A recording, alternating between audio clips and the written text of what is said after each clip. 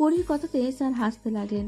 তারপর টুকিটাকি কথা বলে পরীকে ক্লাসে যেতে বললেন। পরী স্যারকে বিদায় জানিয়ে চলে আসলো। ক্লাসরুমে এসে দেখলো পরীর বান্ধবী হাফসা ওর জন্য সিট ধরে রেখেছে। পরী হালকা হেসে বেঞ্চে বসে পড়ল। হাফসা প্রশ্ন ছুড়ে দিল, কিরে, আজ এত লেট কেন? আমি তো ভেবেছিলাম আজ আসবিই না বোধ হয়। পরী বই বের করতে করতে বলল, আরে না, আসবো না কেন? ঘুমের জন্য লেট হয়ে গেছে। হাফসা পরীর গাল দুটো টেনে বলল, ঘুম কুঁয়ারি রে। পরী হেসে বলল, হয়েছে হয়েছে, আজ পড়া কমপ্লিট করেছিস তো? হাফসা মাথা ঝাঁকালো। স্যার ক্লাসে আসতেই ওরা চুপ হয়ে গেল। প্রথম ক্লাসের স্যার চলে যেতেই ওরা গল্প শুরু করে দিল। হাফসা তো দুঃখের খবর শুরু করে দিয়েছে, কারণ ওর ভাই নাকি আজ রিমোট নিয়ে ওর সাথে মারামারি করেছে। মাথায় আচ্ছা করে গাঁটটা মেরেছে ওকে। পরী হাসতে হাসতে বলল, আমার ভাইটাও রে এক নম্বর বজ্জাত, খালি মারামারি করে আমার সাথে। ছোট দেখে কিছু বলতেও পারি না।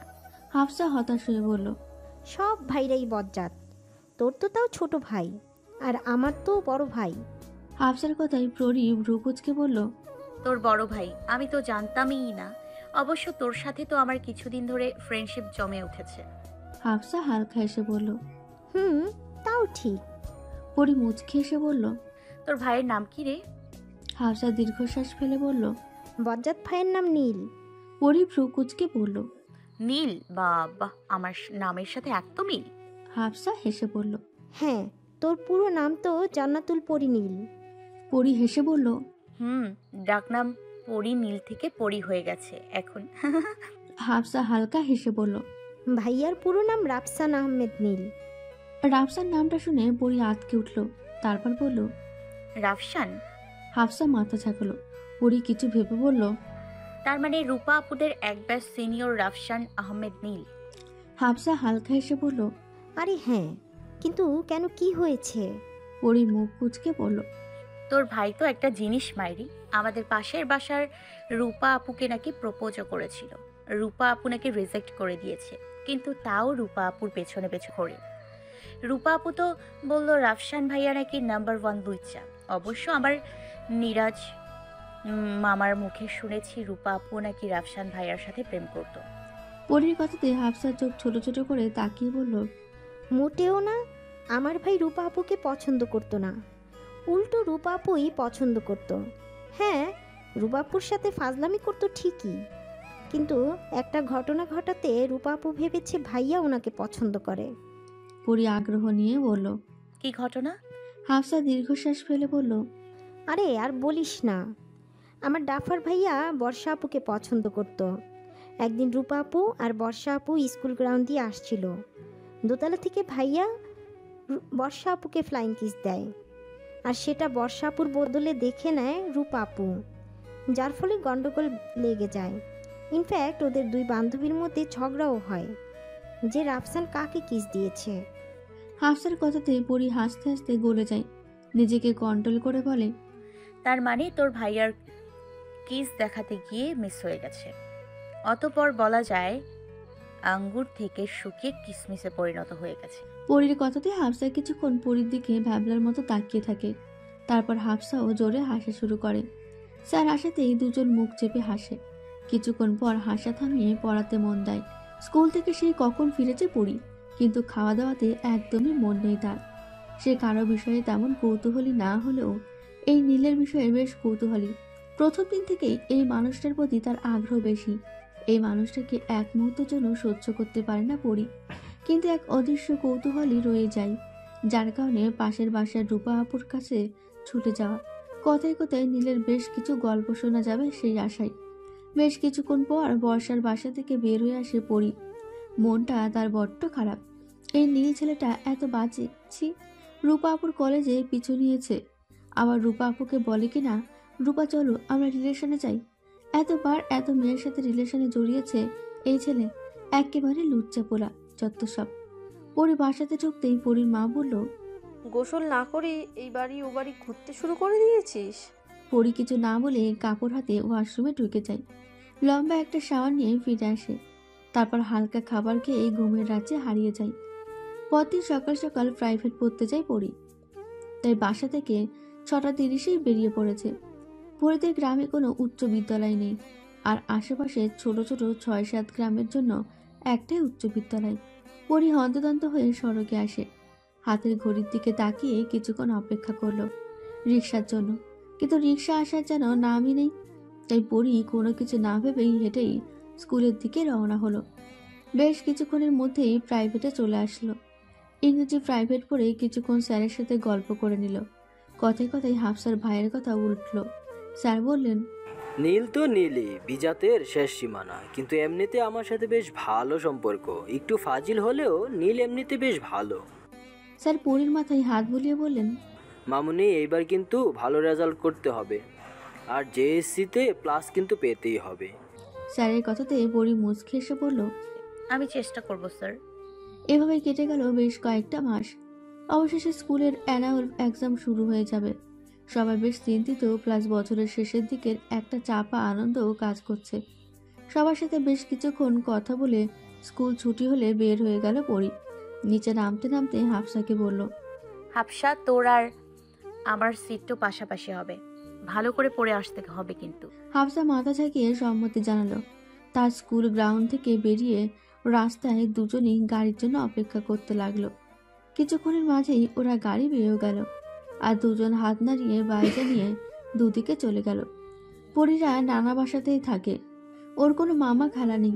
তবে এইচএসসি পরীক্ষার পর ওরা নিজের বাসা ঢাকাতে চলে যাবে। গ্রামে ওরা নানা বাড়ি আর দাদা বাড়ির মধ্যে মাত্র 4 কিলোমিটার দূরত্ব। পরীর দাদা দাদু গত হয়েছেন বহু বছর আগে, আর তাই গ্রামের বাসাতে পরীর বড় কাকা ছাড়া আর কেউই থাকে না। পরীর বাবাকে নিয়ে তারা 3 ভাই 2 বোন। এক ভাই ঢাকাতে, আর 2 বোনের বাড়ি ও ওর দাদার বাড়ি পাশেই। পরি বাসাতে ফিরেই বেডে ব্যাগ রেখে সোফাতে গা এলিয়ে দিল। সেই সকাল 6টায় ঘুম থেকে উঠে সারাদিন ক্লাস করে বিকেল 4:30-তে বাসায় এসেছে ও। পরির তো বড্ড ক্লান্ত।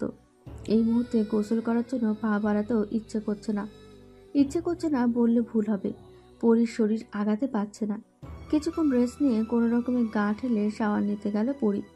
শাওয়ার শেষে এখন নিজেকে ফ্রেশ লাগছে ওর, তাই আশেপাশে চক্কর লাগালো। সন্ধ্যার আগে বাসায় ফিরে খাওয়া দাওয়া কমপ্লিট করে পড়তে বসলো। কালকে থেকে পরীক্ষা কি না, আজকে পরীর লাস্ট এক্সাম, তাই মনে বেশ ফুর্তি। প্রতিটা এক্সামই বেশ ভালো দিয়েছে ও আর হাফসা। পাশাপাশি সিট হওয়াতে একে অপরের বেশ সাহায্যও পেয়েছে। কিন্তু চারিপাশে যে ট্যালেন্টের ছড়াছড়ি, তাই রেজাল্ট পাওয়ার আগে পরীক্ষা ভালো হয়েছে বলাও যায় না। হালকা চিন্তিত হলেও শেষ পরীক্ষার একটা বিশেষ আনন্দ রয়েছে, যার ফলে পরীক্ষা ভালো হোক কিংবা খারাপ, তাতে পরীক্ষা শেষের আনন্দে কোনো এফেক্ট পড়ে না। পরীক্ষা শেষ হতে সবাই হই হুল্লোড় করা শুরু করে দিয়েছে। সবাই বেশ ফুরফুরে মেজাজে আছে। হল থেকে বের হয়ে স্যারদের সাথে দেখা করে নিল, কারণ 15 দিন তো স্যারদের সাথে কোনো যোগাযোগই থাকবে না। সবাই মিলে ঠিক করলো আইসক্রিম খেতে যাবে। পরীর আইসক্রিমের উপর বিশেষ দুর্বলতা, যার কারণে এই ঠান্ডার মাঝেও পরীর বান্ধবীরা আইসক্রিম খেতে রাজি হলো। সবাই যে যার পছন্দের ফ্লেভারের আইসক্রিম নিয়ে নিল। পরীর সব ফ্লেভারই ফেভারিট, তাই ওর চুজ করতে বেশ অস্বস্তি হচ্ছিল। দোকানের সামনে দাঁড়িয়ে এটা সেটা ভাবতে লাগলো। হঠাৎ করেই পরীর বান্ধবী সীমা বলল, আরে ওই দেখ দেখ, নীল ভাইয়া যাচ্ছে। সীমার কথাতে পরী সহ সবাই সড়কে তাকালো। বাইক নিয়ে যাচ্ছিল নীল। কারোর সাথে কথা বলার জন্য মাঝপথে বাইক থামিয়েছে। হাফসা বলল, একবারও ভাইয়ার বাইকে ওঠার কপাল হয়নি আমার। বচ্চাদের শেষ সীমানা। আমি উঠলে কি হয়? নীলকে থেকে পরিবেশ রাগ হচ্ছে, তাই সামনে যে ফ্লেভার পেল সেই আইসক্রিম নিয়ে বিল পে করে চলে আসলো। আইসক্রিম গলে যাচ্ছে, কিন্তু পরীর খাওয়ার কোনো নামই নেই। হাফসা কাঁধে ঝাঁকুনি দিয়ে বলল, খাচ্ছিস না কেন? পরী কিছু না বলে আইসক্রিম খেতে লাগলো। আইসক্রিম শেষ করে হালকা কথা বলে বাড়ির উদ্দেশ্যে রওনা হলো। পরীক্ষা শেষ হয়েছে আজ প্রায় 15 দিন। হাসি মজা আড্ডা দিয়ে দিন কাটলেও আজ বেশ বাজে অনুভূতি হচ্ছে পরীর। কাল যে পরীক্ষার ফল প্রকাশ হওয়ার পালা, রেজাল্টের কথা ভাবতেই গা রিরি করছে পরীর। হাজার ভালো হোক পরীক্ষা, মনের ভেতরটাও কেমন করছে। নানান রকমের ভয় জেগে বসেছে। পরী জানেও ফার্স্ট হতে পারবে না, কিন্তু 5-এর মধ্যে তো থাকতে হবে, তাই না? এইসব ভাবতে ভাবতে দিন গড়িয়ে সন্ধ্যা নেমে পড়ল। সে সকালে ঘুম থেকে উঠে নাস্তা করেছে, এখনও আর কিছুই খাওয়া হয়নি। পরী বেডে হেলান দিয়ে কপালে হাত ঠেকিয়ে আতশোয়া হয়ে আছে।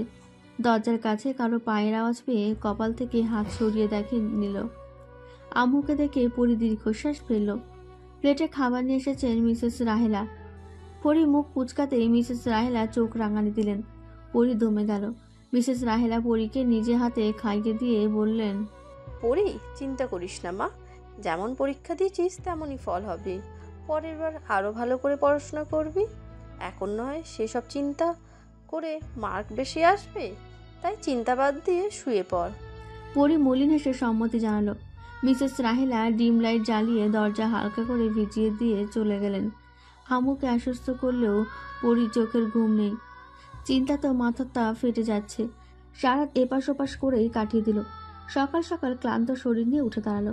সূর্য পরিপূর্ণভাবে পৃথিবীতে বিরাজ করতেই পরি ফ্রেশ হতে গেল। ফ্রেশ হয়ে এসে রেডি হয়ে নিল। খেতে ইচ্ছে করছে না পরির, তবুও হালকা কিছু মুখে দিয়ে আল্লাহর নাম নিয়ে বাসা থেকে স্কুলের উদ্দেশ্যে রওনা হলো। পরি হেঁটে চলেছে ঠিকই, কিন্তু মনে হচ্ছে রাস্তা শেষই হচ্ছে না। এক পা এগোলে যেন দু পা পিছিয়ে যাচ্ছে। বেশ কিছুক্ষণ পর পরি স্কুলে পৌঁছালো। ক্লান্ত শরীর নিয়ে কোনো রকমে অডিটোরিয়ামের দিকে পা বাড়ালো। দু চোখে রাজ্যের ক্লান্তি বিরাজ করছে। মনের ভেতর অজানা সব ভয় কাজ করছে। কি হয় কি হয়। বেশ কিছুক্ষণ পর রেজাল্ট ঘোষণা করা হলো। পরি দ্বিতীয় হয়েছে। পরির কানে বোধহয় শব্দটা পৌঁছায়নি। পরি ক্লান্ত দৃষ্টিতে সামনের দিকে তাকিয়ে আছে। সবার করতালিতে পরির ধ্যান ভাঙল। আশেপাশে তাকিয়ে বোঝার চেষ্টা করলো কি হয়েছে। পরীকে এইভাবে তাকিয়ে থাকতে দেখে হাফসা বলল, আরে যা, মার্কশিটটা নিয়ে আয়। পরি কোনো মতে বেঞ্চ টেলে সামনের দিকে আগালো। যখন মার্কশিট হাতে দিয়ে শেঠ স্যার বললেন, কংগ্রেস পরি। তখন পরির মাথাতে বিষয়টা চড়াও করে উঠল। মার্কশিট খুলেই পরির চোখ উজ্জ্বল হয়ে উঠল। সে দ্বিতীয় হয়েছে, এটা যেন বিশ্বাসই হচ্ছে না ওর। খুশিতে পরি বাকহীন হয়ে গেছে। মানুষ শুধু অধিক শোকে নাই, খুশিতেও বাকহীন হয়ে পড়ে। পরি তার আদর্শ প্রমাণ। স্কুল থেকে বের হতেই বান্ধবীরা সবাই পাকড়াও করে ধরেছে পরীকে। তাদের সবাই নাকি ট্রিট চাই। পরি মুখ গোমরা করে বলল, ইয়েস, এত কষ্ট করেছি আমি, আর ট্রিটও আমিই দিব। হাফসা পরির কাঁধে হাত রেখে বলল, অবভিয়াসলি, এতে এত সেন্টি খাওয়ার কি আছে সোনা? পরি মুখ গোমরা করে বলল। পকেট তো আমারই খালি হবে বাবু, তুমি বুঝবা কেমনে? হাফসা মাথা চুলকাতে চুলকাতে বলল, তা তো যাবেই, একটু প্যারাস নিস না, চিল কর। পরি বাঁকা চোখে তাকিয়ে বলল। চিল তো তোমরা করবা, আর আমি করব পকেট খালি। সীমা পরি থুতনিতে হাত দিয়ে বলল, এখন তো ময়না টিচ দাও, তারপর তোমার সমস্ত কথা শুনবো, সুখ দুঃখ সব কিছু। পরি আর কথা না বাড়িয়ে ফুচকার দোকানের দিকে পা বাড়ালো। সবাই মিলে হই হুল্লোড় করে ফুচকা খেলো। তারপর সবাই এক গাদা চকলেট দিয়ে পরীকে কংগ্রেস জানালো। পরি সবাইকে জড়িয়ে বলল, তোমরা এত ভালো কেন সোনা? হাফসা বাঁকা হেসে বলল, তুমি যে আমাদের ময়না গো সোনা, তাই তো এত ভালো আমরা। সবাই ঠাট্টা রসিকতা করতে করতে বের হয়ে গেল। রাস্তায় গাড়ির জন্য অপেক্ষা করতে লাগলো ওরা। হঠাৎ একটা বাইক জোর গতিতে পাশ কাটিয়ে থামলো। পরি পেছন ফিরে তাকাতে দেখলো নীল। এই ছেলেটাকে সরাসরি মাত্র দুবার দেখলেও হাজার বার ছবিতে দেখেছে। পরির রাগ উঠে গেল। এই ছেলেটা এত বাজে কেন? পরি নিজেকে সামলে নিয়ে সামনের দিকে আগাতে লাগলো। কিছুদিন যাওয়ার পরেই রিক্সা পেয়ে গেল। বাসায় পৌঁছে সবাইকে রেজাল্ট জানালে সবাই বেশ খুশি হয়। পরির আব্বু আফজাল হোসেন পরিকে বলেন, পরিমা, কি চাই তোর? পরি সোজাসাপটা বলে তার তো ফোন নেই, তাই তার একটা ফোন চাই। কিছুদিন পরই আফজাল হোসেন মেয়ের আবদার পূরণ করেন। এভাবে পরির দিন কাটতে লাগে। সকাল সকাল স্কুলে যাওয়া, স্কুল থেকে ফিরে গোসল করে খাওয়া দাওয়া করা, আর তারপর বাসার পাশের চকটাতে ঘুরে বেড়ানো, আর রাতে পড়াশোনা কমপ্লিট করে ফোনে গেম খেলা। শীতকাল হওয়া তরুণ চকে নেই কোনো ফসল। থেকে থেকে কয়েকটা জমিতে সরিষা উৎপন্ন করা হচ্ছে। বিকেল গড়িয়ে যখন সন্ধ্যা হয়, হলুদ সরিষা ক্ষেতকে মনে হয় জ্বলন্ত লাভা।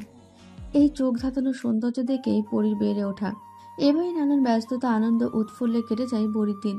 কিছুদিনের মাঝেই পরির এক্সাম শুরু হয়। পরি যেহেতু জিএসসি পরীক্ষার্থী, তাই প্রতি মাসে টেস্ট নেওয়া হবে।